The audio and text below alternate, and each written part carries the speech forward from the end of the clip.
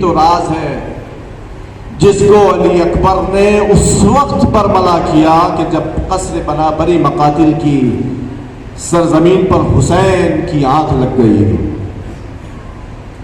اور آنکھ لگی اور تھوڑی دیر کے اندر بیدار ہوئے۔ جیسے ہی بیدار ہوئے فوراً زبان پر انا للہ و انا الیہ راجعون جاری کیا۔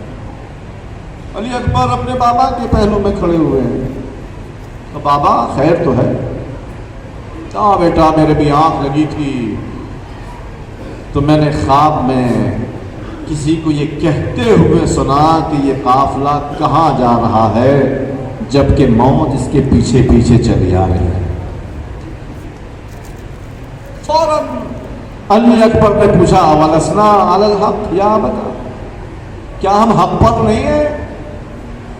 تب جواب حسین کہ بیٹا اگر ہم حق پر نہ ہوں گے تو کون ہوگا؟ اذا لا نبالی بالموت، ارے کیا جواب دیا گیا، اذا لا نبالی بالموت۔ بابا جب ہم حق پر ہیں تو پھر موت سے ہمیں کیا ڈر ہے؟ یہ ہوتے ہیں اللہ کے چاہنے والے، یہ ہوتے ہیں اللہ کے محبوب بندے جو موت سے نہیں ڈرتے بلکہ موت کے ساتھ کھیلا کرتے ہیں۔ علی اکبر کتنا بہترین جواب تم نے دیا ہے، لا نبالی بالموت، ہمیں موت سے کیا ڈر ہے؟ ہاں عزیزوں، روز عاشور آ گیا، تمام انصار جا چکے ہیں، شہید ہو چکے ہیں۔ بعض مقاتل نے لکھا کہ سب سے پہلا وہ شہید جو بنی ہاشم سے نکلا ہے وہ علی اکبر۔ آج بھی علی اکبر 18 سال کا کڑیل جوان، وہ علی اکبر کے جس کو ماں کے علاوہ پھوپھیوں نے بھی اپنی گود میں پالا ہے، علی اکبر، وہ علی اکبر کہ جس کے بارے میں خود سید الشہداء نے فرمایا کہ جب ہمیں رسول خدا کی زیارت کا شوق ہوتا تھا تو ہم اپنے اس لاٹھی کی زیارت کر لیا کرتے تھے۔ آئے رے علی اکبر، آئے بابا جان، بابا جان کیا مجھے بھی مرنے کی اجازت ہے؟ مجھے بھی مرنے کی اجازت ہے۔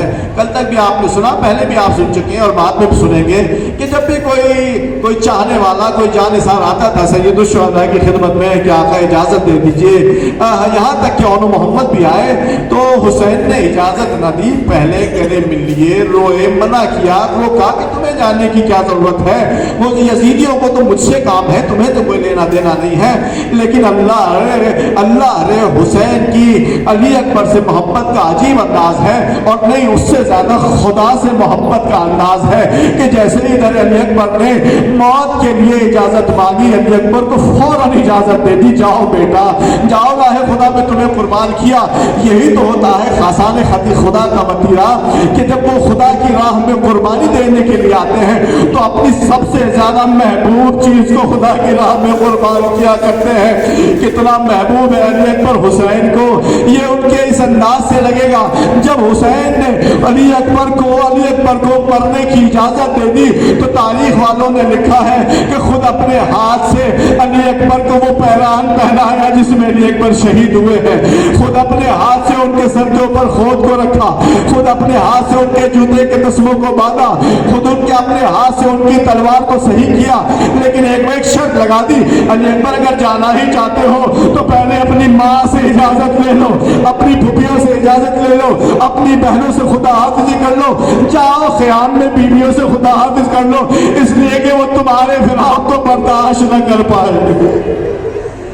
جزاکم ربکم خیر الجزاء۔ علی اکبر نے بابا سے اجازت لی، تیار ہو کر کے سج دھج کے اسلحے کے ساتھ لیس ہو کر کے بیویوں کے خیام میں آ گئے۔ علی اکبر، اللہ اکبر، ارے بنی ہاشم کا یہ لاڈلا جوان مرنے کے لیے اجازت لینے کے لیے آ رہا ہے، بیویوں کے درمیان آ گئے۔ اب بیویوں نے حلقہ بنایا، علی اکبر ہمارے درمیان سے گزرنا، ہمارے ایک تمہارے فراق کا تمہارے فراق کو برداشت نہیں کر پائیں گے۔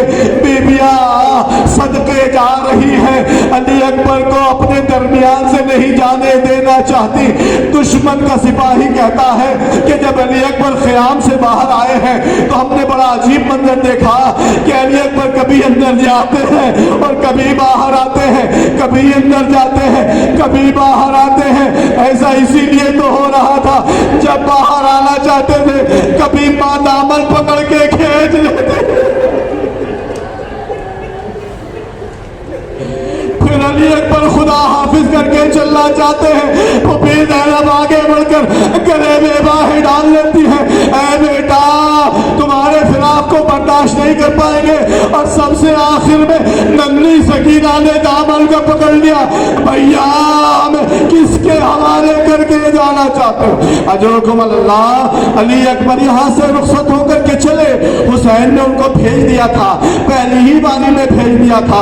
اب جیسے ہی گھوڑے کو ایڑ لگا کر کے آگے بڑھے تو اب ادھر پیچھے سے حسین ہے کہ کبھی اپنے سر کے اوپر مارتے ہیں، کبھی اپنے سینے پر مارتے ہیں۔ اور ایک مرتبہ خدا کی بارگاہ میں عرض کیا، اللہم اشہد علی ہؤلاء القوم قد برئنا الیہم اشبہ الناس برسول اللہ خلقا وخلقا ومنطقا۔ اے اللہ میں نے اس جوان کو بھیج دیا جو تیرے رسول کی شبیہ تھا، میں نے اپنا سب کچھ نثار کر دیا۔ ابھی تھوڑی ہی دیر علی اکبر آگے بڑھے تھے کہ ان کو محسوس ہوا کہ بوڑھا باپ پیچھے آ رہا ہے۔ ارے مڑ کر دیکھا، فوراً احترام میں گھوڑے سے نیچے آئے، بابا جان آپ نے تو خدا حافظ کر دیا تھا، پھر پیچھے پیچھے کیوں آ رہے؟ فرمایا بیٹا ارے تمہیں نہیں معلوم جوان باپ کا غم، بوڑھے جوان بیٹے کا غم بوڑھے باپ کے لیے قابل برداشت نہیں ہوتا۔ اجرکم اللہ۔ بس چند جملے اور ہیں علی اکبر کے مصیبت کے، اور وہ میں آج کر کے اب گفتگو ختم کرنا چاہتا ہوں۔ علی اکبر کو حسین نے بھیج دیا، لڑنے کے لیے بھیج دیا۔ تھوڑی دیر لڑنے کے بعد علی اکبر واپس آ گئے، بابا جان یہ جو آپ نے مجھے زرہ پہنائی ہے، یہ جو خود میرے سر کے اوپر رکھی ہے، یہ پیاس کی وجہ سے مجھے سنگین لگ رہی ہے، اب میں کیا اس کو اتار دوں؟ کہا بیٹا اتار دو اتار دو، ہاں لڑنے کے لیے جاؤ، میرے نانا تمہارا انتظار کر رہے ہیں۔ اللہ اکبر۔ جب کوئی لڑنے کے لیے جاتا ہے میدان میں تو اس کے سینے کے اوپر سپر ہوتا ہے، تیروں سے بچ جاتا ہے، نیزوں کی انیوں سے بچ جاتا ہے، تلوار کے وار سے بچ جاتا ہے۔ ہائے رے لیلا کا جوان، اب جو دوبارہ نکلا ہے تو تن کے اوپر زرہ نہیں ہے، فوج کی طرف جو چلا، گھیر کر چاروں طرف سے حملہ ہوا، فقطعوہ بسیوفہم اربا اربا۔ حسین کے جوان کو ٹکڑے ٹکڑے کر دیا گیا، زمین کربلا پر آئے، آواز دی بابا جان۔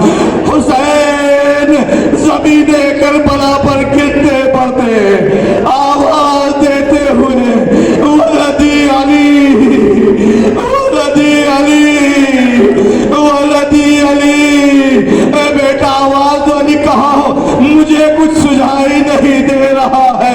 ارے حسین کی آنکھوں کا نور جاتا رہا، کسی طرح سے لاشیں علی اکبر پر پہنچے۔ اب خیام میں لانا ہے مگر جوان کا لاشا کیسے اٹھائے؟ آواز دی یا فتیان بنی ہاشم احملوا اخاکم من الفسطاء۔ الا لعنت اللہ علی القوم۔